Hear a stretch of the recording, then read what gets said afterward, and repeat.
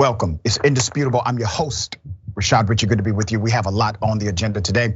Breaking down news of the day, attorney at law, TYT contributor, and author. We have with us Adrienne Lawrence. Should be a great breakdown. Top story of the day, I have a major exclusive update. The Department of Justice is now involved in the case we have been covering since last week as it relates to Mr. Vaughan, Mr. Kastellio Vaughan, who is a prisoner in an Alabama state prison. I want to remind you, get you caught up, and give you a background as to what's happening now. Here's some of the background. There's a man in the Alabama state prison who is in this condition. Here it is. Look at it. You see that? You see that, right? That's not some prisoner of war. This is a man inside of an Alabama state prison. Here's what he looked like before. Okay? I'm going to give you the background to this insanity. A South Alabama woman is pleading for help after she received photos of her brother showing him in dire medical distress in a state prison. 32-year-old Kastellio Vaughan, looking well enough and healthy in that picture, which was taken July 24th. He's currently an inmate at Elmore Correctional Facility. He began serving a 20-year sentence in 2019 for multiple convictions for burglary and unlawful breaking and entering a vehicle. He was up for parole in June, but was denied. He will be eligible again for parole consideration June of 2027. Now let's go back to these other pictures. This was Vaughan on September 2nd, unable to sit up, obviously malnourished. His eyes are almost rolling up into the back of his head. His sister, Cassie, detailed in Facebook Wednesday the horrific decline of her brother's health after receiving 2 photos of him this week with the message, "Get help, get help." This was Vaughan just 2 days ago. This was September 21st. Do you see this? It's hard to look at, I know. Promise you it's harder for him to go through it. It's harder for the family to know this is happening.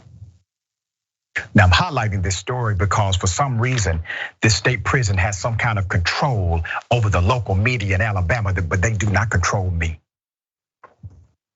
On that day on Friday, I said exactly what I would do.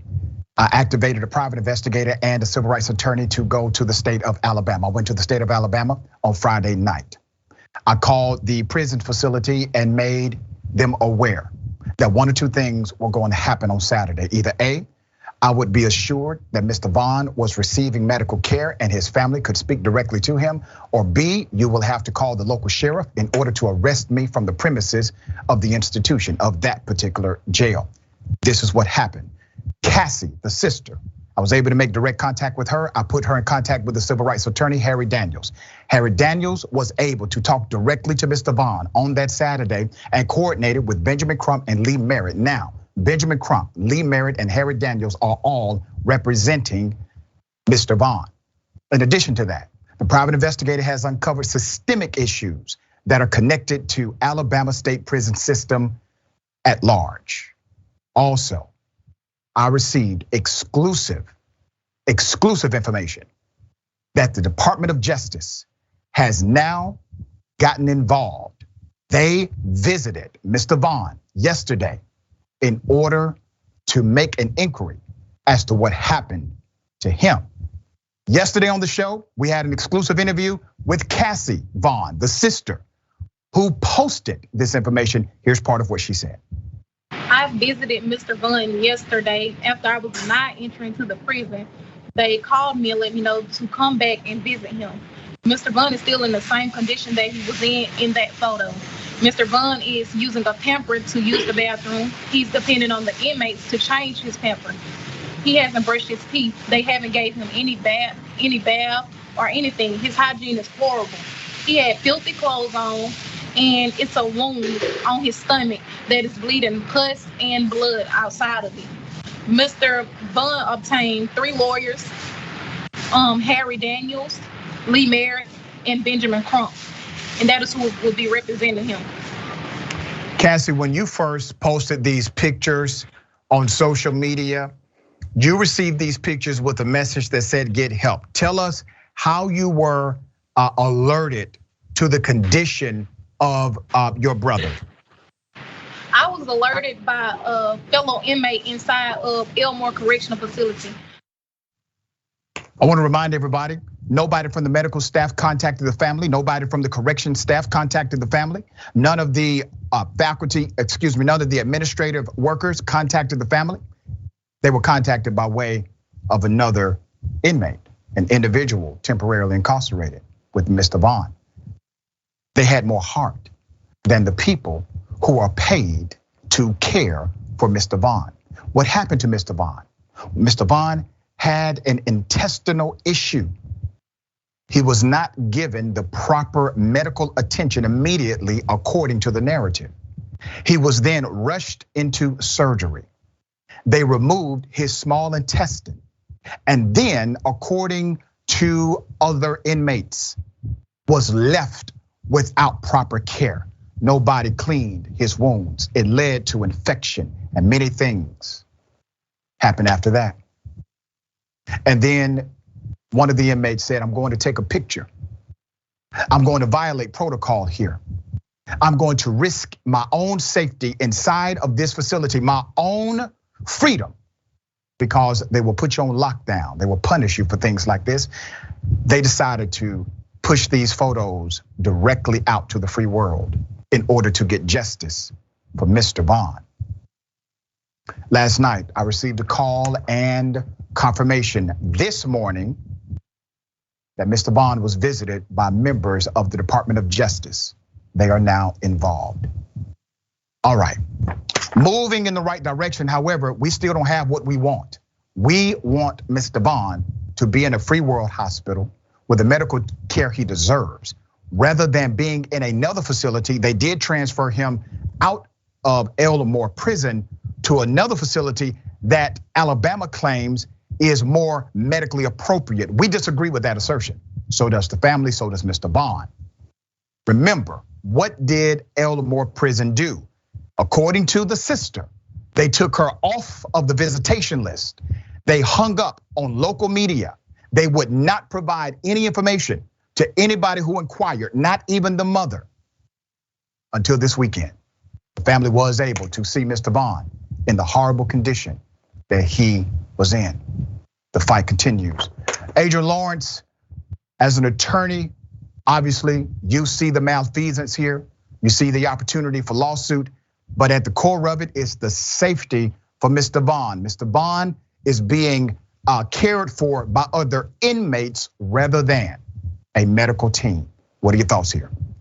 I think this is a dereliction of duty when it comes to what those corrections officers are supposed to be doing in terms of caring for these inmates. They have been charged with this. They are paid for this. And it's clear that they're not doing their job, and it's to the detriment of the health of Mr. Vaughan. And the thing that really also strikes me is that the Department of Justice sued Alabama's correctional facilities in 2020. That lawsuit is still going, and it's set for trial now in November of 2024. So the DOJ has really been in the depths of Alabama's prison and its prison problem, particularly as it concerns constitutional rights and how they are treating inmates. And the fact that they are still willing to engage in this behavior in such a blatant way really tells you that they do not care. And so as I see now what is being done, where we have yesterday having the Alabama inmates go on strike for better working conditions, for better conditions overall, it is so incredibly disheartening to know not only is DOJ actively suing the Alabama Department of Corrections and how they do business in terms of how they're treating inmates, but also the inmates are rising up. It tells you there is a problem here, and as much as Alabama's Department of Corrections wants to say that it has no issue whatsoever, it's clearly just the opposite. And it's clear that Mr. Vaughan is a product of having a system that is as broken as Alabama's Department of Corrections. We are going to continue, obviously, to follow this story as it develops. Stay tuned for more highlights. All right, more updates to come.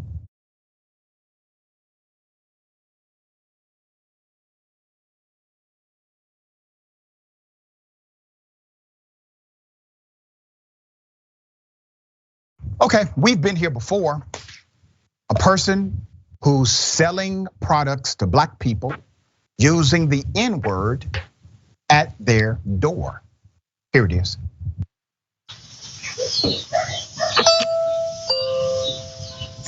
Hello. Yes, sir. Hey, how you doing? Hey, sorry to bother you.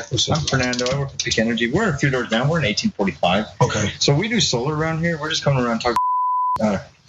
Sorry, dude. Neighbors. I apologize, man. I know. No, man, that wasn't even.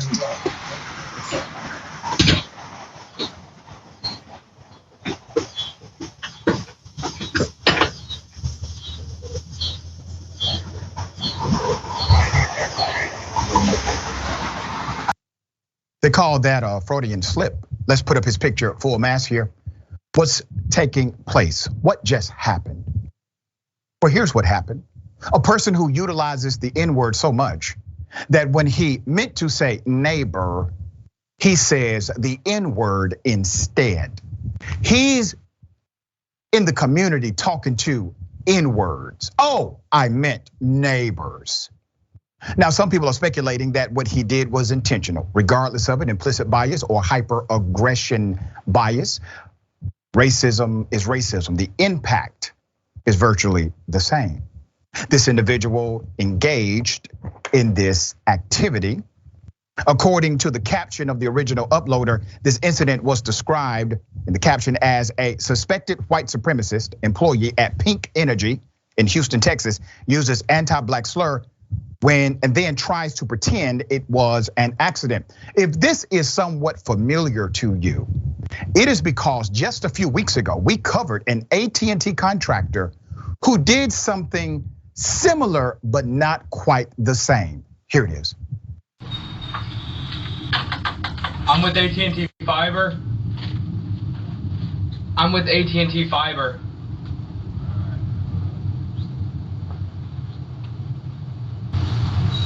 Okay. Thanks for being. No, I'm good. I'm just. Yeah, he said, thanks for being an N-word. He was saying that to a child who was respectful and appropriate, who simply said, my father has to come home to make these decisions. And then that worker decided to walk off singing the N-word as well. I want to highlight a dynamic here. You realize these individuals are trying to obtain sales from black communities, black people in those homes. They are literally going up to a home, knocking on the door, providing a smile in your face, while at the same time thinking you are the N-word. Their bias, prejudice, and racism being evident in their own vocabulary. But this is not a rare occasion, it's actually quite normative. Individuals who will smile in your face, take your money, respect you not. Okay, so we are exposing these elements, salespeople going around having disdain for the same communities that they are trying to get money from and get paid from. Okay, so black people are good enough to pay you money, but they are not good enough to have your respect. That is the message they are sending. Adrienne, Lawrence, thoughts here? You know, when I saw that video going across social media yesterday afternoon, it was incredibly disheartening that the gentleman would come to that man's door early in the morning, wake him up and serve him racism for breakfast. Like the thought that he is just dropping the N-word, how it was so clearly on the tip of his tongue and he was so comfortable using it. Because never have I ever had an experience where all of a sudden I'm using the N-word as opposed to the word neighbor.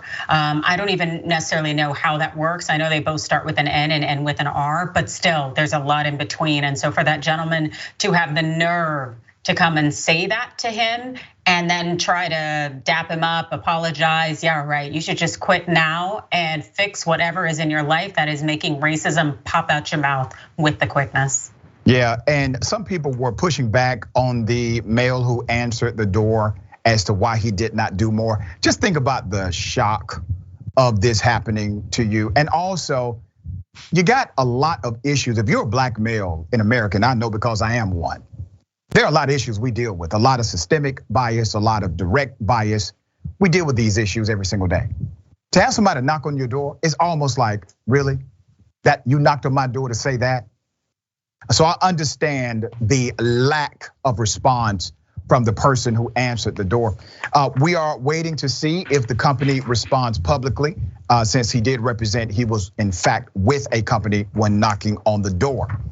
All right, Matt Gaetz, the guy who's under investigation for trafficking an underage girl, he says that the first priority for Republicans, if they get the House back, is to actually impeach, which is an indictment, to impeach Joe Biden.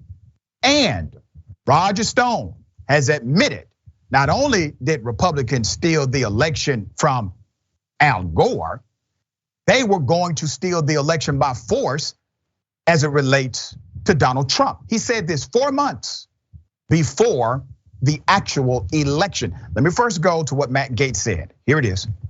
If we don't engage in impeachment inquiries to get the documents and the testimony and the information we need, then I believe that our voters will feel betrayed, and that likely that could be the biggest win the Democrats could hope for in 2024, when it really matters to investigate them and to hold them accountable. And we can do that without the Senate and without the White House. And that's why it should be investigations first, policy, bill making to support the lobbyists and the PACs as a far diminished priority. Yep, Matt Gaetz has said the number one priority for Republicans should be the impeachment of Joe Biden. Now, this is going to be interesting. I'm taking you somewhere here.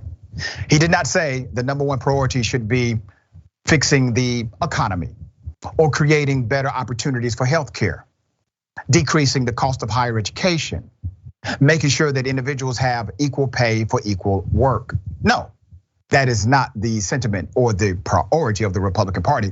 It is simply to impeach Joe Biden. You may say impeach him for what? Great question. I got that coming in a moment. Representative Matt Gaetz, Republican out of Florida, told Steve Bannon on his War Room podcast on Monday that if the Republican Party retakes control of the House, impeaching President Joe Biden will be their top priority.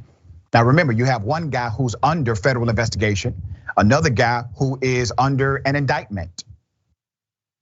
Gaetz' comments actually back up what Representative Nancy Mace, Republican out of South Carolina, said, who told Chuck Todd on Meet the Press Sunday that she believed her party would vote to impeach President Biden if they retake the House. Do you expect an impeachment vote against President Biden if Republicans take over the House? Question. Todd asked Mace.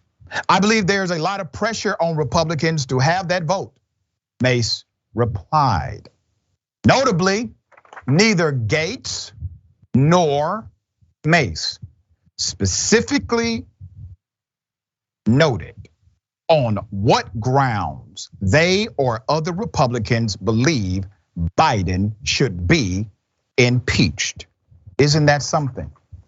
Also on CNN, on Don Lemon's show, this was exposed 4 months. This happened 4 months before the election. Here's what Roger Stone said.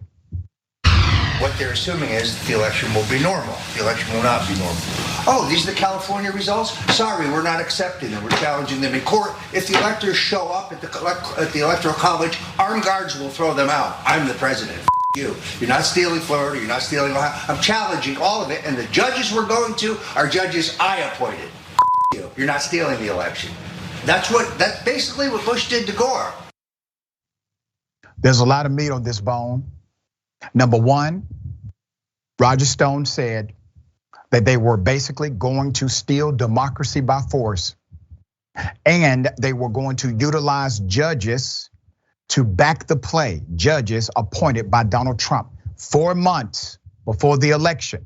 He said this. Now, why do we have this clip? CNN obtained and aired that particular clip from an upcoming documentary called A Storm Foretold by Danish filmmakers who told Roger Stone's. They trailed Roger Stone for about 2 years up to and after the 2020 presidential election. The clip was provided to Stone's assistant and given to the filmmakers. Don Lemon explained on Monday night. So that's one dynamic. You have clear prerequisite criminal thought, mens rea, forming the criminal idea of stealing an election by force. And then the admission. It's not the first time Republicans have stolen an election. They did the same thing. Bush Gore, isn't that ironic? He literally said Republicans stole the election before, highlighting the fact they were going to do it again. Interesting stuff. What are the priorities for the Republican Party? One, Matt Gaetz says their priority is not solving problems for everyday Americans. Their priority is to simply impeach Joe Biden, backed up by other Republicans who have failed to lay out a constitutional reason for the indictment. Now, I would like Joe Biden to do much more politically. I think he needs to be much more forceful and aggressive with policy.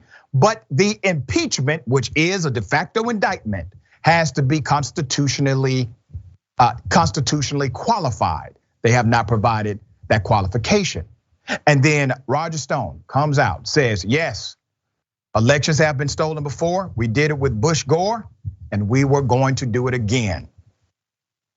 Will Roger Stone also face the music as it relates to his involvement in attempting to overthrow democracy? All right, Adrienne, thoughts on these two characters and their public proclamations?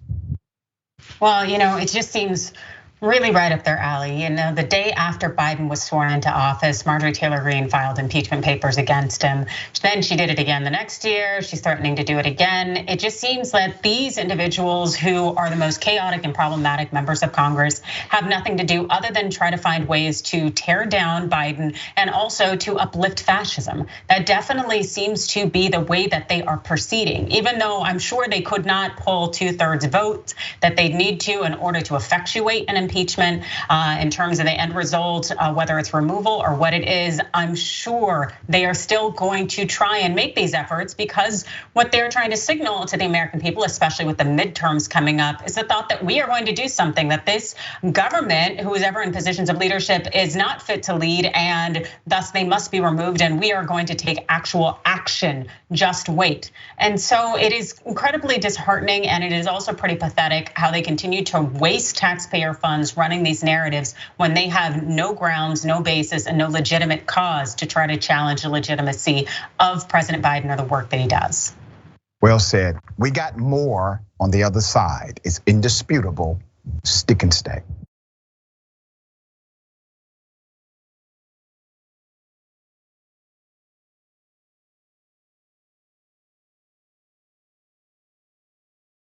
Welcome back. We have a lot of show left. Let me remind everyone of my dear friend and sister, Senator Nina Turner. So looking forward to this. Her and I have been talking offline about this a lot. Unbossed with Nina Turner. Get ready to tune in daily, 4 p.m. Eastern time, 1 p.m. Pacific time, starting October 17th. Set your calendar. YouTube.com/unbossed TYT. Make sure you subscribe now. All right, let's get that done. We got a lot of comments. We'll read as many as I can. Cognitive dissonance is a hell of a drug, says, every time I see this story, I cry a little. Thank you, Doc, for addressing this. His condition is inexcusable. I agree 100%, it is, and we're trying to help as much as we can.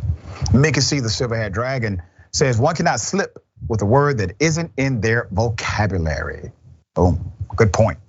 Mo Fury, they have nothing but other people to talk about. They'll probably try to impeach Jimmy Carter for putting those commie solar panels on the White House roof. That is so interesting. We had a conversation about that among friends just a few days ago. Thank you so much, Barbara Joy Brooks. I appreciate you. Katja the Frank Inferter. Thank you so much. Michelle King Hart says, this human being has been tortured. That's right, that is torture. You saw it clearly, right? Okay, Bernie the Kiwi Dragon says the inmates are more human than the prison staff. That's right, and they put their actual freedom on the line. And people say, well, that's ironic, they're already incarcerated. Well, believe me, you can be incarcerated inside of incarceration. It's called going to the hole, solitary confinement. They put that at risk in order to make sure people know about this injustice.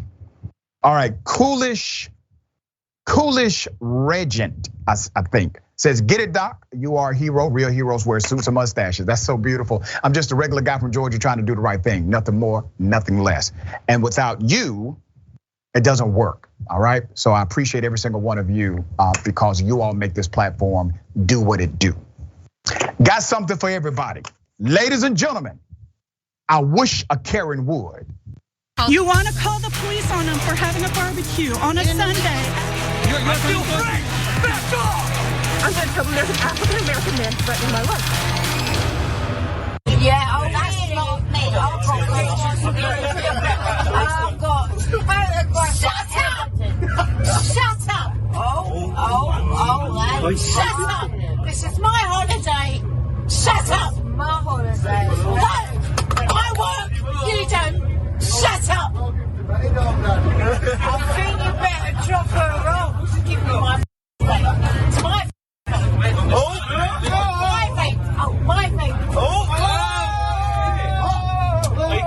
It's my vape. It's my vape. It's my vape. Karen on Karen criminal activity here. Now, there's a lot of narrative coming out of this. Possibly they weren't related.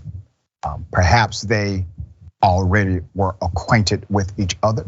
It was really interesting to see it escalate from an argument of one person saying, hey, this is my holiday, to another person deciding to engage in physical combat while sitting next to each other on a bus.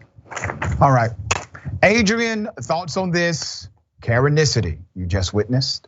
You know, it seems that Karens don't realize that they're a danger to everyone, including people on that bus who may have just wanted a ride, not necessarily to go through their psychological traumatization that they are unleashing on other people. Seeing people strike each other when, again, you're just on public transportation, you are just trying to get from point A to point B. You don't know if this can escalate even more. It is very jarring, and it's also pretty pathetic. If they could just sit and be quiet, or if you need to get up and change seats, do so. But my God, to put hands on each other and to bark at each other, nobody has time. Yeah, agreed. Let's put up the picture full mass here. All right. I do not have much more information about these particular Karens, but I will make a recommendation. When you Karen in public, somebody may be recording, which means you could possibly end up on Indisputable. All right, my public service announcement.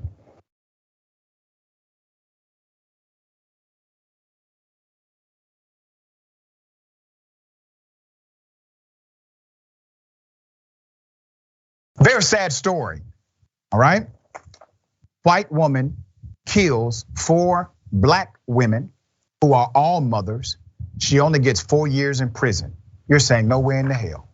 I'm telling you, absolutely. That's exactly what happened. Put up the picture full mass here. A Florida woman killed 4 black mothers in a DUI crash will only spend 4 years in prison, followed by probation. Her name is Heather Finley, the driver. Faced a maximum of 37 years. There are people in Florida who received the maximum of 37 years. She received 4 years for killing 4 people. Finley was driving 59 miles per hour in a 35 mile per hour speed zone with a blood alcohol level of 0.08%. The legal limit for when a driver is considered impaired. It is important to note that the test was administered 5 hours after the accident, which means her blood alcohol content level dropped between the time of the accident and the time she was actually tested. So what we have for the record is likely significantly lower than what was actually present in her system during the accident. There's a circuit court judge named Larry Metz. Larry Metz, the judge, said it was the only way to guarantee Miss Finley spent time behind bars, despite pleas from the families of the victims to reconsider this ridiculous plea deal. Let's put up the picture of the mothers. They're all dead, every single one of them, dead. The woman who killed them, she gets 4 years. So let me get the math here. So you mean to tell me, judge and prosecutor who coordinated this plea deal, that each one of these black women were worth, their whole lives were worth 1 year punishment to the person who killed them?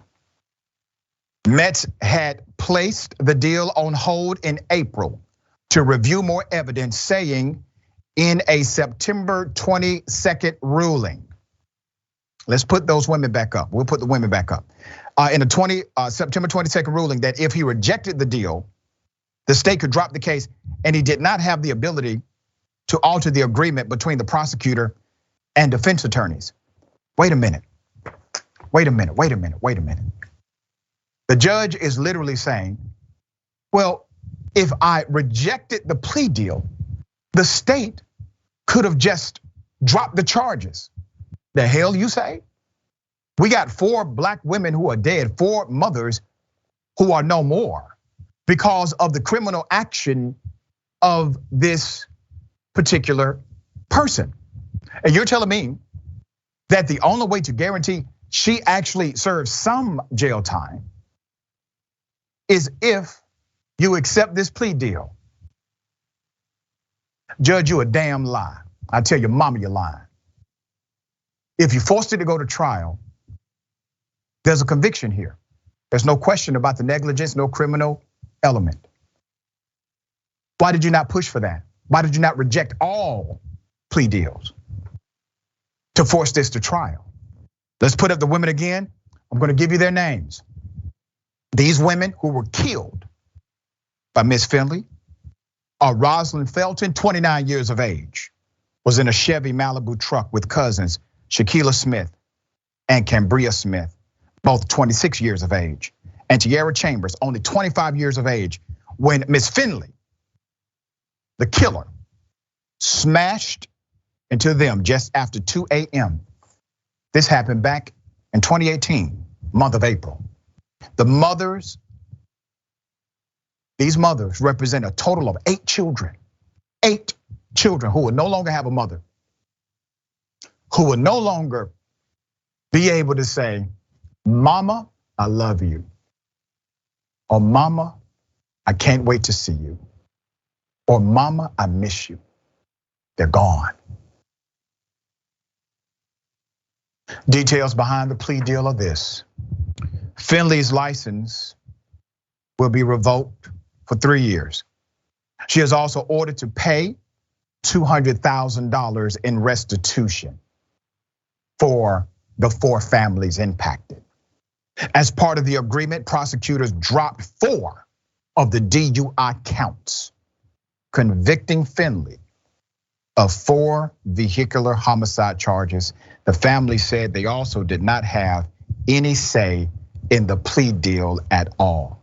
Prosecutors noted that there were issues with evidence in the case. In a 3-page memo, State Attorney Chris Small detailed problems with video and black box data from the vehicles and the defense accident reconstruction report that raises doubts about Finley's impairment. That's what they have said to cover themselves. Finley's defense attorney filed a motion challenging the blood level alcohol test results, saying they were based on a lack of scientific reliability. The convicted woman reportedly yelled, "That B word wrecked my new truck."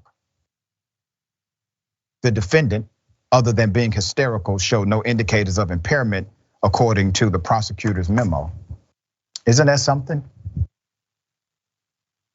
You know, let's just go ahead and call it what it is, a lack of value allocated to black women. Call it what it is. I guarantee you, if a black woman would have killed 4 white women, if a black woman would have killed 4 white mothers, you would not have seen this outcome. Prosecutor would not have stood for it. The judge would not have stood for it. Now remember, all 4 families stood against this plea deal.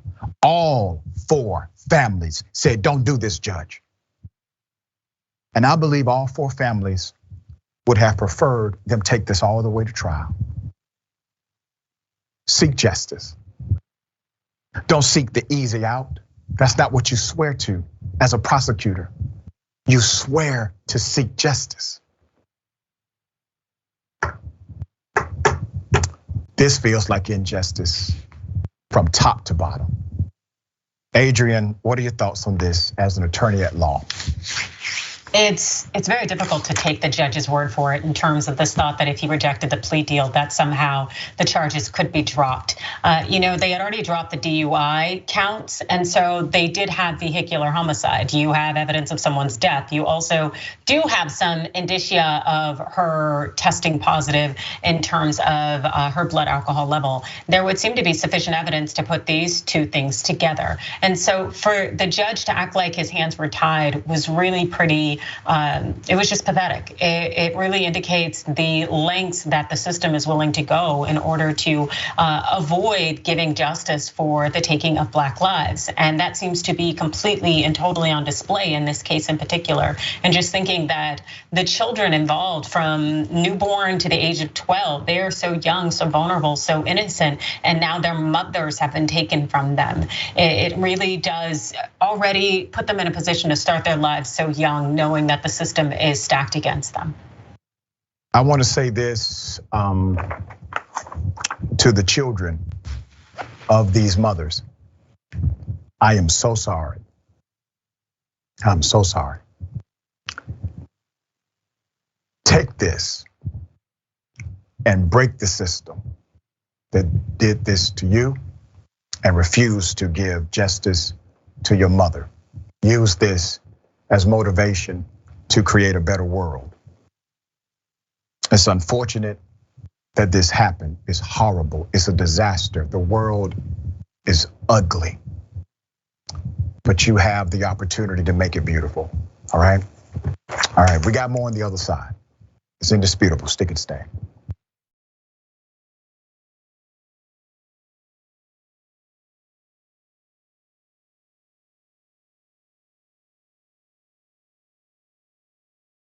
Welcome back. We have a lot of show left. Always a pleasure being with you. Very thankful for your continued support of this program. All right, let's go to the comments. Got a lot of them, but I'm pressed for time. We'll read as many as I can. All right. The watch list. Make sure you add the watch list to your watch list. The Big Home of J.R. Jackson live weekdays, 12 p.m. Eastern time, 9 a.m. Pacific time. Watch live daily, subscribe at youtube.com/watchlistTYT. Beautiful show. Techstand says, I have no problem with the Karen on Karen violence until the innocent beer got spilled. See, that's why Karen on Karen violence impacts us all, not just Karens. Mickey C. the Silverhead Dragon says 4 years for drunk driving, speeding, and murdering 4 human beings. There are young Black men who got far more years for smoking a joint. True statement. Nothing biased to see here. Yeah. Ricardo Chucky, for this fight, I'm rooting for the vape pen.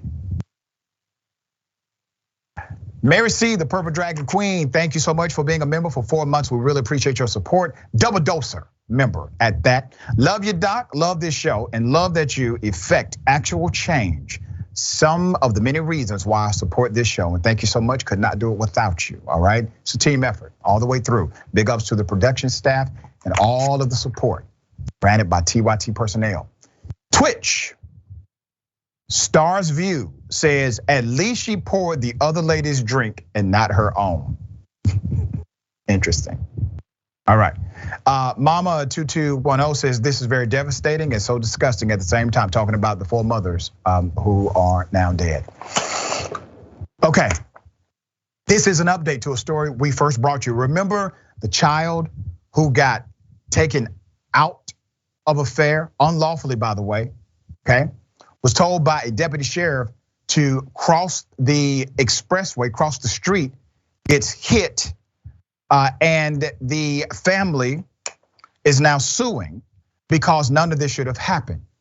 Well, a jury agrees. 15 million has been awarded to the family because their son died due to the actions of a cop. Let me put up the picture of the young man as he was from a graduation photo. We covered this story recently. A Florida jury has now said a Hillsborough County sheriff must pay damages to the parents of a teenager killed outside of a state fair. On September 22nd, 10 members of this jury reached a verdict regarding the premature death of that young man, Andrew Joseph III, a 14-year-old black child who died on February 7th, 2014. Remember, I explained it took them years to get this to court. Why? Because of qualified immunity. They had to overcome that barrier. It took years to do so. When the child tried to cross the Interstate 4 highway after getting removed from the Florida State Fair, the sheriff's office is now being ordered to pay $15 million because it was their fault. It happened. The legal proceedings to bring justice to the family lasted 6 years, and the money will be awarded to the parents. You're looking at them, Andrew Joseph Jr. and Deanna Joseph. Here's background on what happened. The child attended a student day at the fair, a tradition where children can get in for free. Joseph III, the 14-year-old child, was booted from the fair because deputies said he and a few other teenagers were, and I quote, wilding, causing a disturbance, knocking over fair patrons and stealing from vendors. Officials grabbed 2 of his friends before grabbing him. He was caught because he picked up another child's hat after he dropped it while they were running. Once caught, deputies detained and ejected Joseph, an act his parents believe violated his civil rights. Joseph and about 99 teenagers were questioned, photographed, and then driven off from the fair and taken home. The defense said the young man was offered a ride from his football coach, but turned it down. Instead, he opted to cross the highway on his own, hoping to make it over the main gate. He was struck by an SUV before he could make it across the expressway. The plaintiff's team argued authorities should have never placed Joseph in the predicament to decide how to get over. Now remember, in the original reporting, the deputy said clearly to the child, here's what you need to do. The only thing separating you from here to there is this highway. You can cross it. Well, that's what the child did. The child decided to engage in activity based on the word of this particular authority figure and was killed. A jury has said it is the fault of the police as to why this 14-year-old died. The parents spoke to the press after the verdict. Joseph Jr. said, and I quote, that child didn't do nothing wrong. $15 million, put some respect on it. His mother said, we are elated at this moment. The family said they feel like this verdict was a day of vindication. Remember, this was years ago. And will donate a portion of the money to the Andrew Joseph Foundation. The sheriff's office can appeal the verdict. We do not have word on if the appeal will happen or not.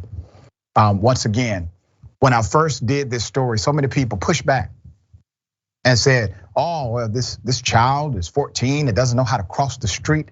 Please understand, there's a cause and effect relationship to why the child is dead. Have a heart, damn it. This child listened to an authority figure, never should have been taken from the fairgrounds. Very questionable as to if the child was even involved in any type of malicious behavior in the first place.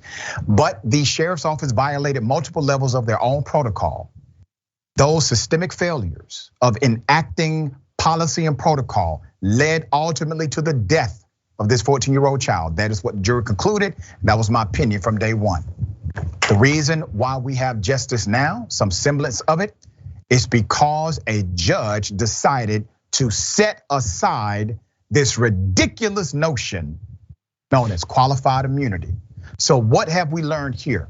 Qualified immunity either stops or significantly slows down actual justice. Once this judge eliminated qualified immunity, justice was able to be obtained by this family. All right, Adrienne, what are your thoughts here?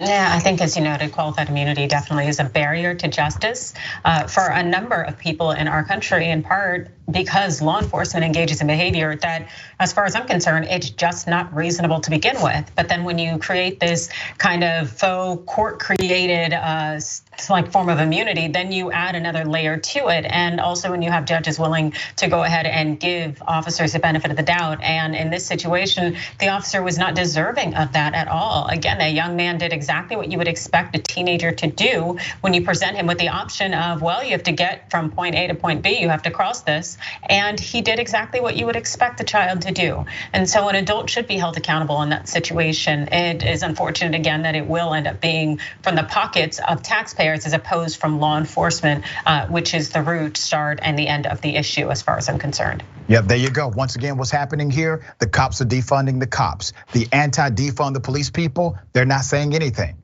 It's okay when the cops defund the cops, but when somebody from Black Lives Matter says we need to reprioritize policing budgets, all of a sudden, those on the conservative right, they have a problem with the verbiage. Interesting.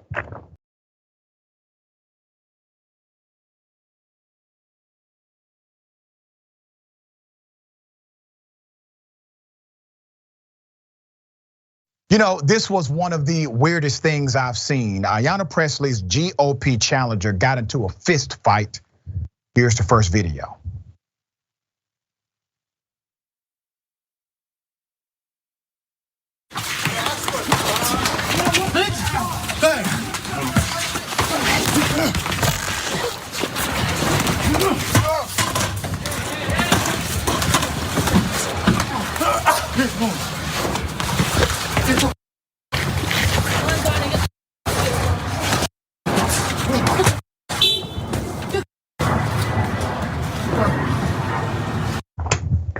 Donnie Palmer is his name, Black Republican.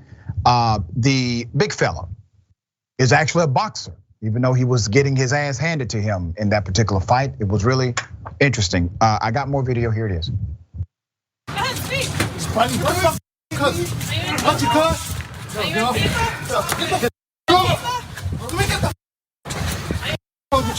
Sean, you good? Sean, are you okay?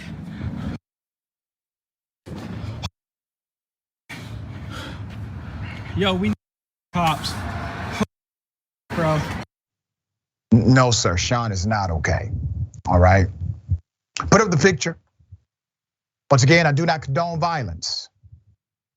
Let me give you the background. The Massachusetts GOP candidate involved in this fight is Donnie Palmer. At least one person was taken to the hospital and is expected to be okay, according to the police. Two men who police have identified as Foster Starks of Cambridge and Adrienne Coleman of Ohio were taken into custody for assault and battery with a dangerous weapon. That's according to the Somerville PD. Palmer and his supporters were protesting outside the Somerville Theater, where members of the squad, including Palmer's political opponent, Ms. Presley, were holding an event. Palmer said in a statement following the fight, and I quote, "Violence is never the answer." Now I want you to remember this quote. He says, "Violence is never the answer, but it seems to be the first resort for radical progressives whenever they seek to silence Black Republicans." What? Okay. I know a number of Black Republicans who have not been physically involved in combat. As a matter of fact, you're the only one that I'm aware of where this has happened. Now, sir, you say violence is never the answer. That was your quote, not mine, your quote. You said it on the record. Let's go ahead and put up the next picture. He's a boxer. Yeah, the guy who was having a rough time with a man half his size is a professional boxer. According to Ballotpedia, Palmer is a professional heavyweight boxer. And that's one of his belts, obviously made by Fisher-Price. And here's one of his campaign posters. He says, "Knock out the squad. Knock out the squad. Send a fighter, Donnie Palmer, to Congress." Well, sir, did you not just say, and I quote, that violence is never the answer? Your literal campaign propaganda is a call for violence, is it not? Okay. Interesting, fascinating at the same time. Once again, I do not condone violence. All right, Adrienne Lawrence, thoughts here? It's not that I do not condone violence. I just think that sometimes it can be problematic and sometimes it could be necessary. And in this case, this man definitely seemed to think that maybe it wasn't necessary. I'm guessing that's why he was taking those hits. I do know that I've known some fighters in my day, and the general thought is that if, given that there is some lethal aspects of their body, that they may be more inclined to let the other person get a few licks in or hits in because they know how violent they can be, and they also know, they can defend themselves. I really don't know necessarily what the story was with this gentleman, but it definitely seems that, maybe boxing isn't necessarily a strong suit, but also probably politics too. All right, there you have it. We got more on the other side.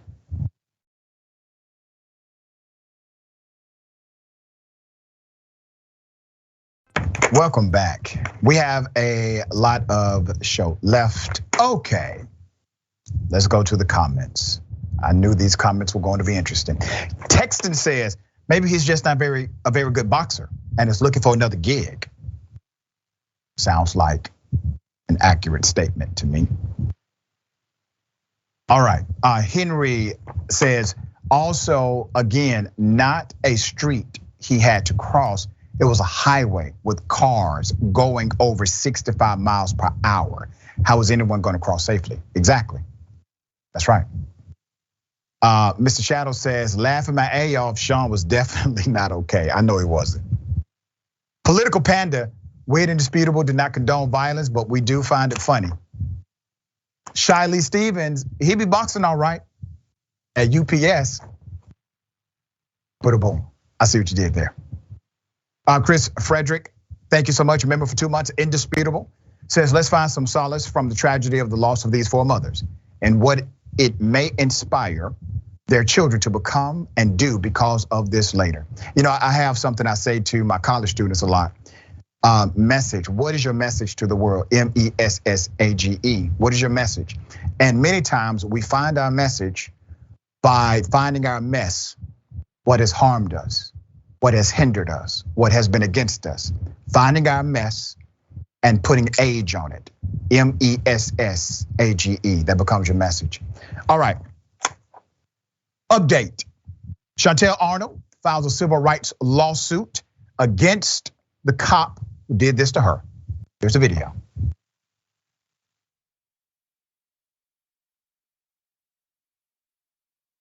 H.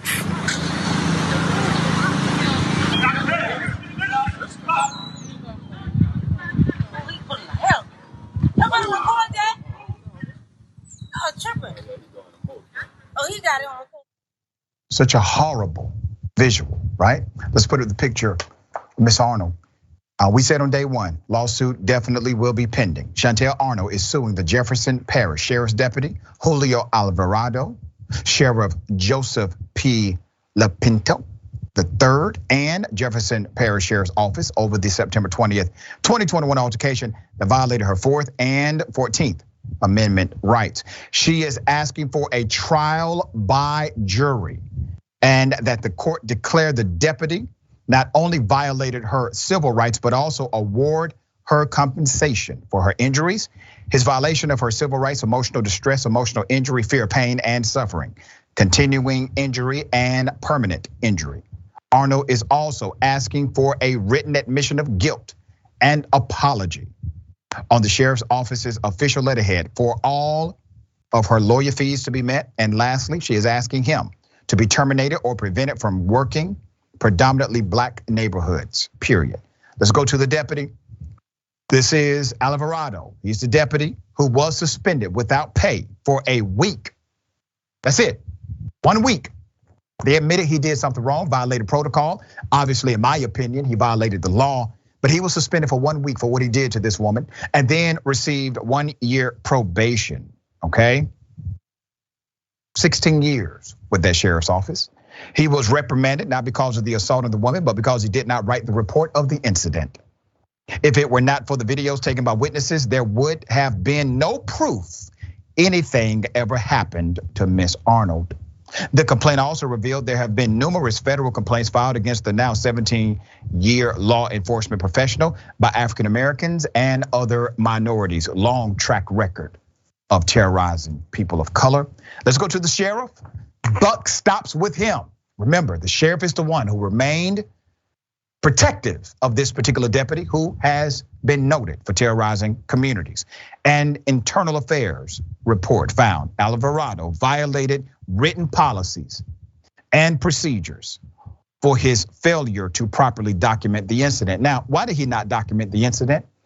Because he would have lied on the incident, and that would be another charge. He did not document the incident. Arnold and her legal team believe it goes further, alleging the deputy and the sheriff's office conspired to cover up his excessive force against her. And I agree with them. Here's a recap of what led to this encounter. The complaint states the incident in question was a direct result of Arnold, who is a small woman of 4'8" and weighing less than 100 pounds. Getting jumped by a group of children. Now, remember when I first reported on this, I said she was victimized twice. She was already victimized by a group of individuals who jumped on her, physically assaulted her. She was now traumatized, trying to get away. This cop sees her crying, and she says, "I'm okay, just leave me alone, I'm trying to get home." Instead of handling the situation with the sensitivity required, he decides to get out of his car and physically assault her a second time within minutes of her being harassed the first. While near her family's home, she was jumped by 3 individuals. The attack lasted several minutes, according to the cell phone footage of the beating. The boys threw Arnold to the ground and assaulted her as a crowd gathered, laughing as they watched. At one point, she tried to defend herself with a stick, but to no avail. They continued to beat her, only stopping when Lionel Gray, a 71-year-old stepfather, chased them away. Someone called 911. They reported the fight, okay? They called 911, reported the fight. Deputy Alvarado responded. That is when he saw this tattered Arnold walking from the incident. She committed no crime. She's a victim of a crime. Despite being the victim, Deputy Alvarado zeroed in on Arnold, Miss Arnold, and demanded that she speak to him. She was traumatized. When she responded that she just wanted to leave the scene of the fight, he then assaulted her, victimizing her a second time within minutes of her being victimized the first. That's what the lawsuit says. That's exactly what this cop did, Alvarado did. Arnold's lawyer stated, in addition to being her small size, Arnold also only has one eye after losing her left eye in a car accident prior to the assault. Less than 100 pounds, has vision in only one eye. She posed no threat to the cop, obviously. That's clear here. No threat whatsoever. The lawsuit states after brutally beating the woman, Alvarado also failed to render aid to her upon recognizing her injuries. What did he do? He handcuffed her. Now, why is Alvarado still a cop? Why is he still employed? Why has he not been taken to jail without the possibility of a bond? These are questions that must be answered. I agree with the defense here. I agree that there was an actual cover-up that included the sheriff. That is why you do not have an official record of the incident. That is why they decided to not reveal the name of this cop at first. Remember, when we first reported on this, they refused to reveal the name of the cop. And so what did we do here? We exposed the sheriff. A few days later, we finally got the name of the cop. What happened when we got the name of the cop? Exactly what I predicted. The cop would have a long history of violations like this. We can trace his violations back more than 10 years, specifically against Black and brown communities. Is that not ironic? This happens with police routinely. Cops are accountable to us, the taxpayers. However, when you have a sheriff like this, who's willing to protect cops who present liability to the department and terrorizes local communities, it is difficult to create transformation without transparency. Adrienne, thoughts on this case?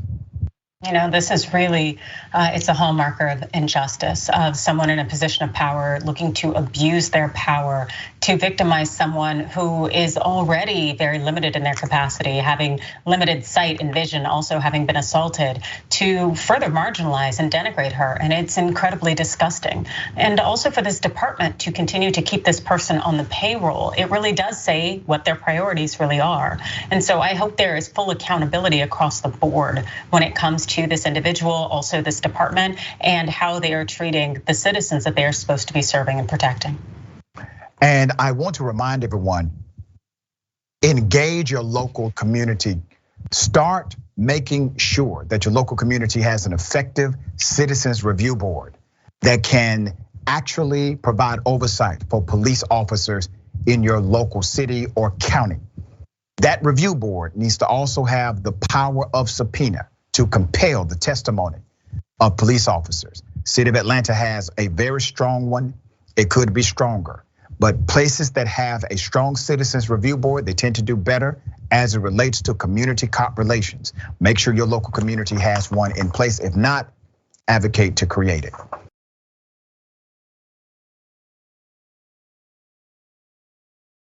All right, innocent man strip searched, okay? Completely innocent.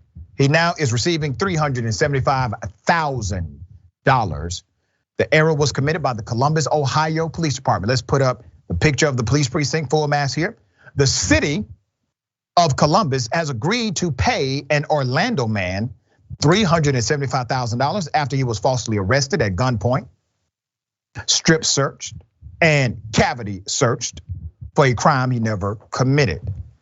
Timothy L. Hawkins of Orlando said in federal court last year that he was arrested at gunpoint in his home by US Marshals in September 2020 and spent 7 days in jail at the height of the COVID outbreak. A Franklin County judge dismissed the charges a week later after finding that Hawkins was obviously not the perpetrator, okay? Now, a court document alleges that the officers who responded to the scene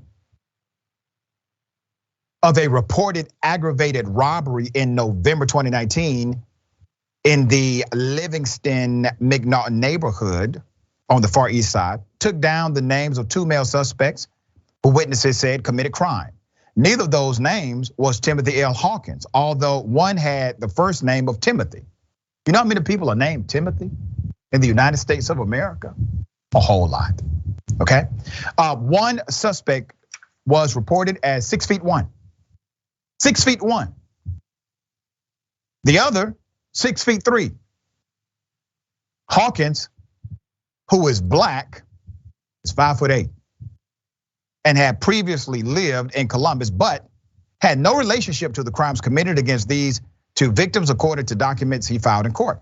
Hawkins said he became aware of the charges when he received a letter in August 2020 from an attorney seeking to represent him in the case. He said he called the Columbus police and offered to travel to Columbus to turn himself in, but to no avail. He said, hey, listen, I need to clear this up. Let me call the Columbus police. The detective in the case who had filed the charges, the detective, okay, Brian Williams, already had been reassigned. Investigative breakdown. A week after his arrest, his attorney persuaded a local judge that the perpetrator was much taller, much younger, and had a different name than Mr. Hawkins. And the case was dismissed, his complaint said. Hawkins was released the same day. Hawkins will receive $239,335, while his attorneys will get the remaining $135,000. The ordinance said the money will come from the city's general fund. Let's put up a picture of the police chief. Got to do better, chief. Elaine Bryant is the police chief here. So let's be 100 about what has happened, what has transpired here, okay?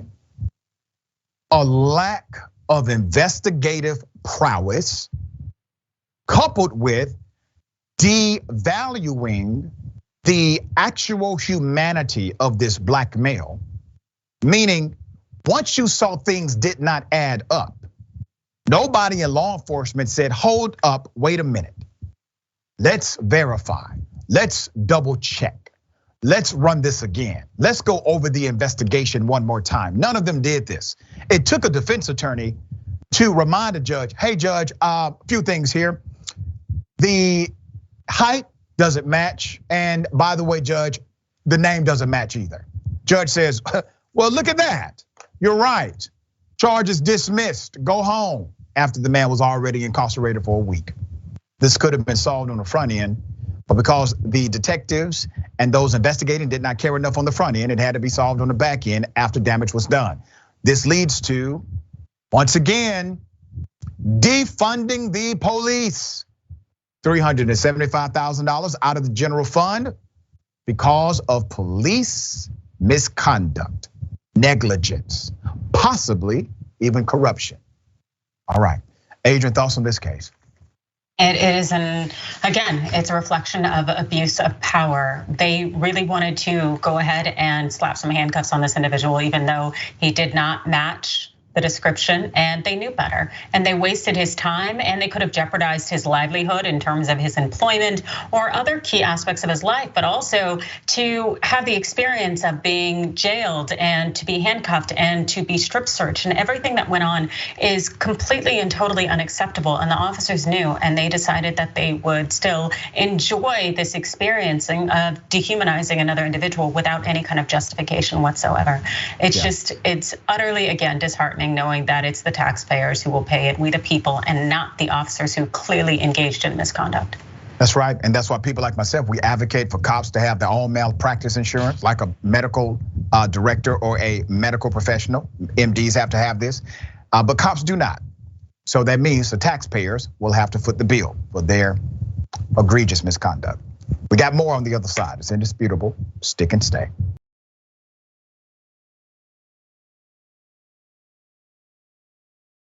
All right, welcome back. We have a lot of show left.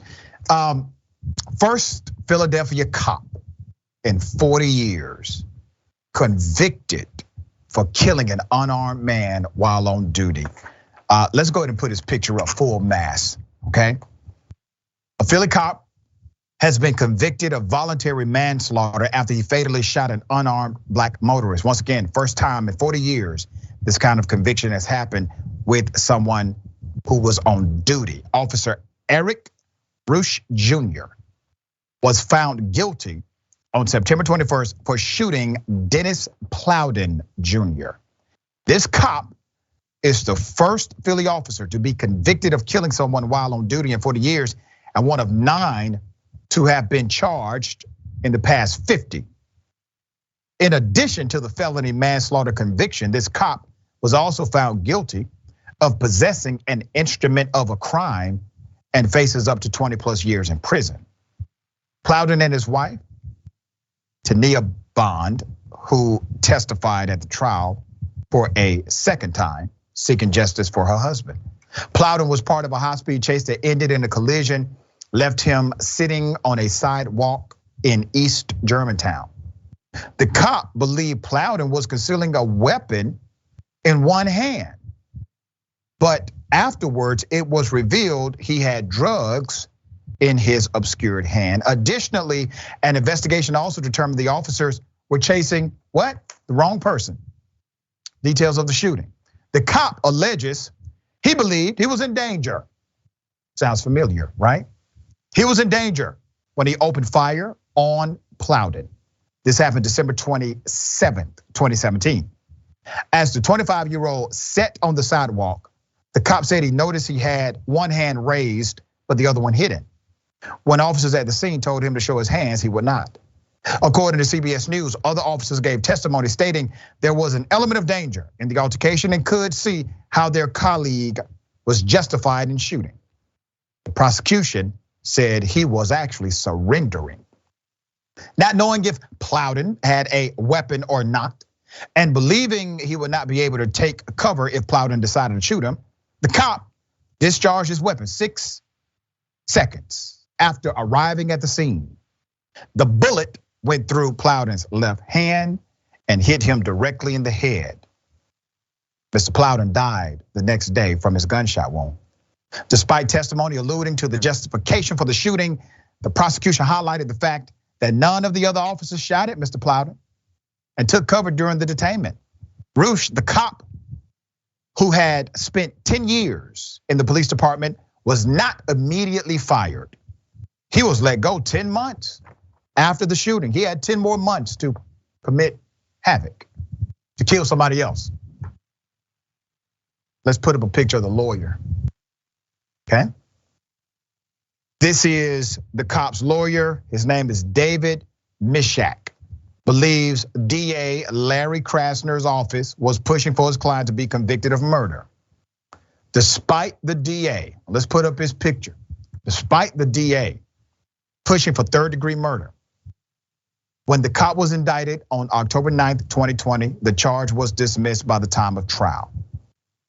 Officer Roosh received the voluntary manslaughter verdict instead of the third-degree murder count because the Pennsylvania Crime Code aligns his act with the lesser charges definition that says a person who kills an individual without lawful justification commits voluntary manslaughter if at the time of the killing he is acting under a sudden or an intense passion resulting from serious provocation. The cop should have been convicted of straight out murder. Now, keep in mind, so many individuals testified. Oh, the cop was justified. Oh, yes, there was an element of danger. Not buying it, there's a cop convicted now. This is a symbol of justice, but definitely not justice full throttle. We're looking for full throttle justice as it relates to people who are unarmed and killed in this community. All right, Adrienne, thoughts? This is, as you said, it's not sufficient in terms of justice because the man was basically executed. Like this thought that also, this claim, I should say, that we're always carrying a gun. It's like they think we're born with guns on our hands or something, but it's completely and totally nonsensical, nor is it indicative of what justice should be in terms of what police are supposed to do, again, to protect and to serve. And so I'm glad that there has been a conviction here. I think that's the first step, but preventing this kind of behavior to begin with, whether it's reducing police or ensuring that police are actually qualified to do their jobs, would be a great start.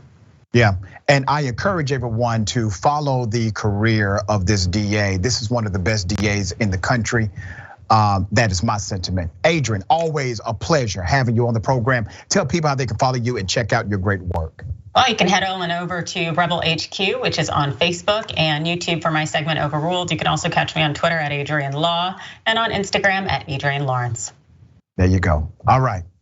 Remember, take care of yourself, take care of each other, take care of the planet. Remember, the truth is always indisputable.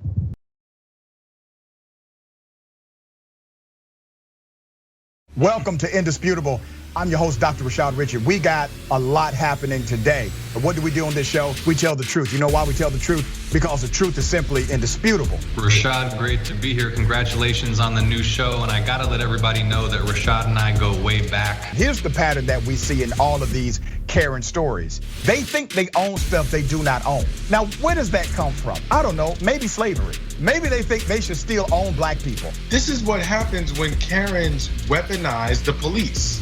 When you're used to privilege, equality seems like oppression. It hits you in a certain way when someone is holding you against your will, treating you like you're a criminal and you're an innocent person. This is something that black people face no matter where they are. A stronger black economy lends itself to a stronger, greater economy. Don't think it's exclusive of you, it's inclusive of you. What's your beef with critical race theory? It adds more fuel to the fire of the racist tendencies that we already have. We have a generation of problem solvers that can remedy the problem if they are properly taught what the problem is. You know who created redlining in this country?